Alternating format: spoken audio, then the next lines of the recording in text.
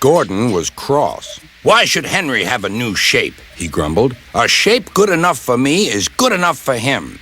He goes gallivanting off, leaving us to do his work, and comes back saying how happy he feels. It's disgraceful. And there's another thing. Henry whistles too much. No respectable engine ever whistles loudly at stations. It isn't wrong, but we just don't do it." Poor Henry didn't feel happy anymore. "Never mind," whispered Percy. "I'm glad you're home again. I like your whistling." "Goodbye, Henry," called Gordon. "We're glad to have you with us again, but remember what I said." Later, Henry stopped at Edward's station. "Hello, Henry," said Edward. "You look splendid. I was pleased to hear your happy whistle yesterday." "Thank you, Edward," smiled Henry. "Shh! Can you hear something?" "It sounds like Gordon," said Edward, "and it ought to be Gordon. But Gordon never whistled like that."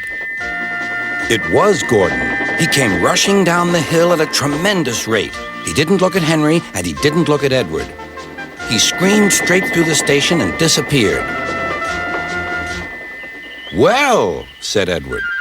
"It isn't wrong," chuckled Henry, "but we just don't do it." And he told Edward what Gordon had said.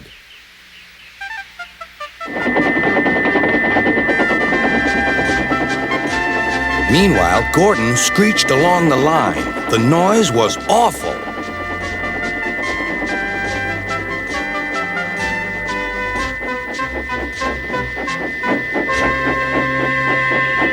At the station, everyone covered their ears. Sir Topham Hatt covered his ears, too.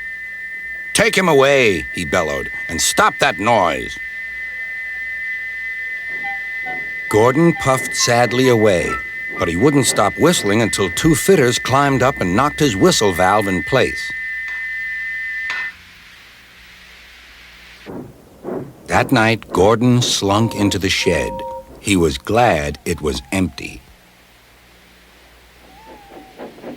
"It isn't wrong," murmured Henry to no one in particular, "but we just don't do it." No one mentioned whistles. Next morning, Henry was enjoying himself enormously. "I feel so well, I feel so well," he sang. "Trickety-trock, trickety-trock," hummed his coaches.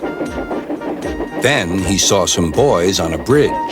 "Beep, beep, hello," he whistled. "Oh," he called. The boys didn't wave and take his number. They thought it fun to drop stones on him instead. "They've broken our glass! They've broken our glass!" cried the coaches. The passengers weren't hurt, but they were cross. "Call the police!" "No," said the driver. "Leave it to Henry and me." "What will you do?" they asked. "Can you keep a secret?" "Yes, yes." "Well then," said the driver, "Henry is going to sneeze at those boys."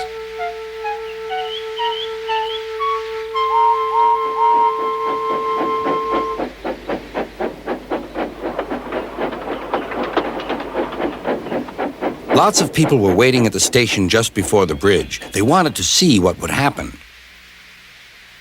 "Henry has plenty of ashes," said the driver. "Please keep all windows shut till we've passed the bridge. Henry's as excited as we are, aren't you, old fellow?"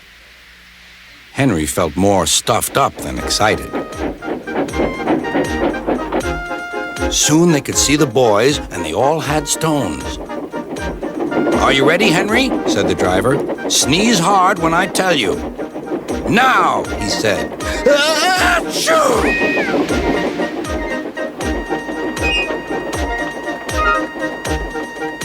"Well done, Henry," laughed his driver. Henry went home, hoping that next time he saw Gordon and the boys, they would have learned not to be so mean.